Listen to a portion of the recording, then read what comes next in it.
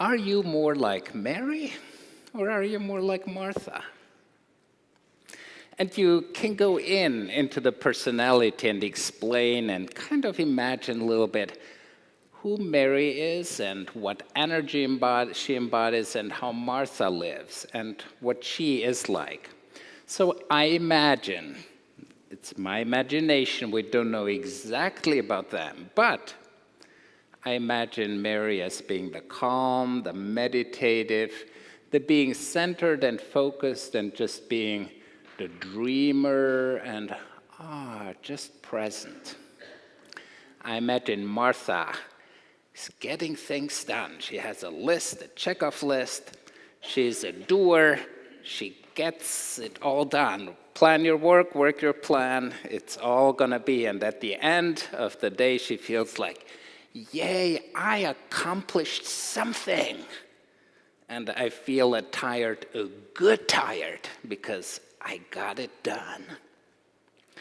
So which one do you feel more like, Mary, or you feel more like Martha? Well, the interesting thing is that on the surface, we look at them and think like, okay, I may feel a little bit more like one or a little bit more like the other, but what about when they get at each other? We had this confirmation class we taught, and the one lesson on this scripture passage was the bickering sisters who drive each other nuts. I'm adding a little bit to it.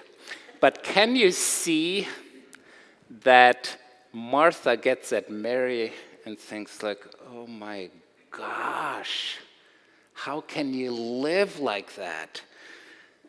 And when you go to someone like, we had a friend back in a previous church and she had this sign on her door, I cleaned up yesterday, and I cleaned yesterday and you missed it. Now that cleaning and cleaning up and all yesterday, that happened actually 2 weeks ago. So you go in and I think Martha going and knocking at that door and saying like, how can you live in such a mess? You're a slob. Get your act together. Feels like getting Mary a kick in the butt. Wake up, get your... That's how Martha is probably going. And Mary thinks of Martha, oh my gosh, she can't sit still. She's just always on the go, always running, always doing. She can never relax. She's so... she's driving me nuts. She's driving me crazy. I can't take her anymore. Always has to be her way or the highway. And you can go her on and thinking like, oh my gosh, they're really driving each other crazy. So what are you more like? What energy in you? Is it more Martha? Is it more Mary? And I think there is value a little bit to both of them, but let's see what Jesus does. What Jesus does, the invitation when Martha comes to Jesus. First of all, who invites Jesus to their home? It's Martha.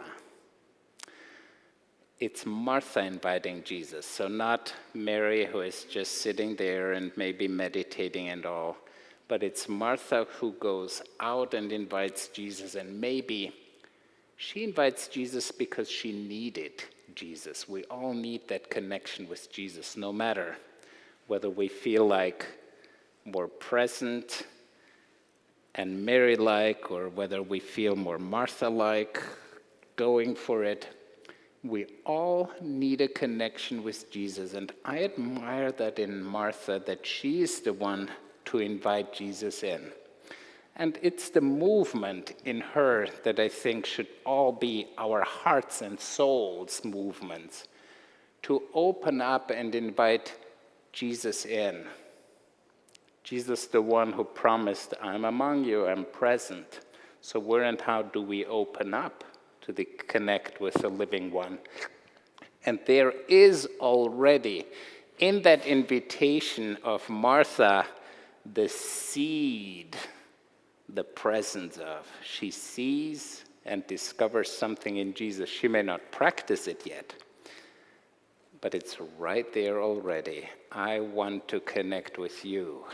I know there is something about Jesus that I'm longing for that peace, that tranquility, for that center, for that focus. Now, but in the meantime, and we heard that just perfectly in the children's message, Martha is just rotating, doing, trying to get the meal ready. And then I notice in Martha, the resentment is building up. Have you ever felt that? You work hard, and there are others standing by and looking on. You work, and others are just like... So that resentment finds its way. She's stepping out of that, and I appreciate that in Martha, where she says, you know what? This is just not right. It doesn't feel fair. It's just, I'm working. I think that's the energy of the older brother for the prodigal son. Prodigal comes back, he's welcome home, and gets this feast, and the older one says, that's just not right. It's not fair. I worked all my life. So Martha is coming with that energy in her and says, can you please tell her to help me? Now, what does Jesus do? And it's very important to look at the very specific words he uses. Jesus uses two words. One is, you're distracted. The other one is, you worry about many things. So distraction is one thing. And you know what gets you distracted. You know when you're in the endless scroll or when you're wherever you are. And the worrying. So what can we do with our worrying? The invitation is to come as we are. Come into Jesus' presence with our resentment. When that builds up, just like Martha, when you feel like you're the only one doing all the work, you're putting in sweat, blood, and tears, and she isn't doing anything. So come with that to Jesus. I love that in Martha, she comes and she expresses that resentment. She says it. She puts it to Jesus' feet. I think that's important for us to do. And what Jesus then says is, it takes only one thing. So Jesus pretty much says, what matters most? Focus on that one thing. And what is that one thing that Mary has? What is it? She has the deep, listening, open heart, the longing and listening, hanging on Jesus' lips, taking in every single word, connecting with him, with the living God. How is that happening? Well, the week before last, we were at a not retreat, it was like a colloquy where we learned, when I say we, Sigrid and I, and we had many pastors there and spouses and lay leaders, so we were from very different walks of life.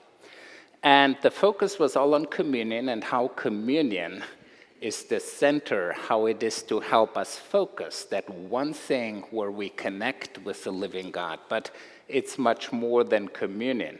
And how is communion connected with the wider world, and how do we connect with the living one? So I was one of the small group facilitators, and we went into that place to connect. And then afterwards I asked them, how do you connect with the living one? Well, there was Tom. Tom said, I meditate every morning, and my day is not the same when I do not do that. So his just breathing silence, being in silence, being present. I can see how that drives Martha nuts. But there he is. There was Jane, who said for her it's music. Just when she comes in music, she feels like everything else falls away. Just like when we sing Love divine or love excelling. I love the third verse, how that ends. Lost in wonder, love, and praise. You lose yourself, you can let go all the worries, all the distractions, and immerse yourself in the presence of the living one. Well, there was Jerry, and Jerry said, there is some lake here in the neighborhood where I live. And just walking around the lake and observing the ducks and being there present, there is something about being by the water that restores his soul. That was just what it did for him. And there was Mary there, and Mary was a Presbyterian pastor, and she said, I need to go in the woods. That's where my soul gets refreshed. That's where I connect. So just taking a walk through the woods, that did it for her. Now, you can add to that your own way. Where and how do you connect with the living one? Where and how does your soul get refreshed and restored? Because I think that is what it is about.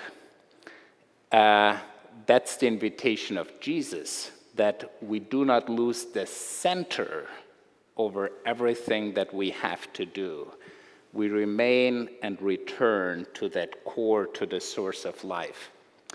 Richard Rohr, one of my favorite spiritual writers, he founded the Center for Action and Contemplation. And he's a Franciscan